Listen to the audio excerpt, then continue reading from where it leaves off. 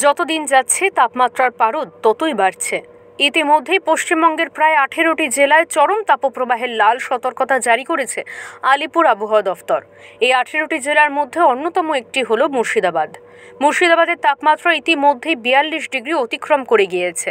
তাই তাপপ্রবাহের হাত থেকে সাধারণ মানুষকে রক্ষা করতে নয়া উদ্যোগ নিল কান্দি থানা।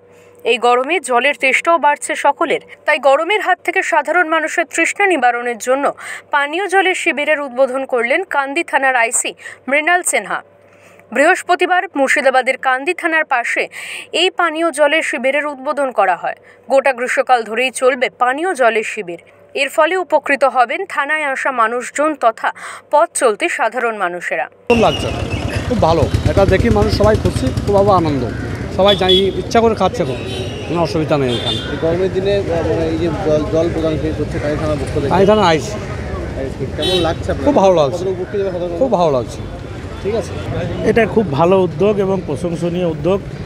কান্দি থানার আইসি সাহেবের উদ্যোগে এই যে উদ্যোগ, এই উদ্যোগকে আমি সাধুবাদ জানাচ্ছি। শুধু এরকম পানীয় জলের উদ্যোগই নয়, কান্দি থানার আইসি সাহেব দেখলাম কদিন আগে, দিন 3-4 আগে নিজে রক্ত দিয়ে একজন মনুষ্য রোগীর প্রাণ বাঁচালেন। কান্দি থানা সবসময় মানুষের পাশে থাকে, এটাই তারই গরমকালে এটি তারই একটি উদ্যোগ, পানীয় জল বিতরণ সকলের জন্য খুব প্রশংসনীয় উদ্যোগ। মূলত 5টি ব্লকের মানুষ কান্দিতে আসেন বিভিন্ন কাজ নিয়ে, ফলে পানীয় জল শিবিরের উপকৃত হবেন 5টি ব্লকের মানুষ।